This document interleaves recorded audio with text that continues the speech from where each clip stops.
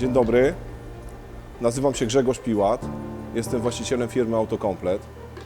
Firma powstała w 1996 roku.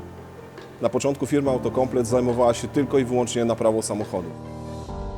Firma Autokomplet produkuje urządzenia dość specyficzne.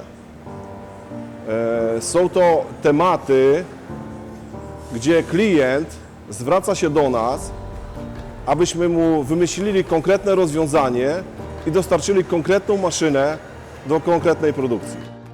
Produkujemy urządzenia w szczególności dla przemysłu ceramicznego. W 2018 roku szukaliśmy rozwiązań, które pozwolą nam przyspieszyć i zoptymalizować naszą produkcję.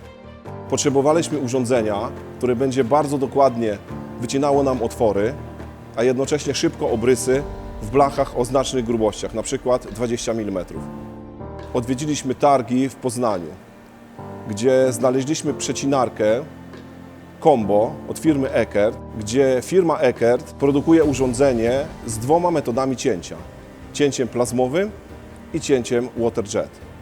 I nasz wybór padł na firmę Eckert, dlatego iż przecinarka Combo zajmuje bardzo mało miejsca, a jest jednocześnie połączeniem dwóch metod cięcia. I to w naszej firmie było bardzo dobrym rozwiązaniem.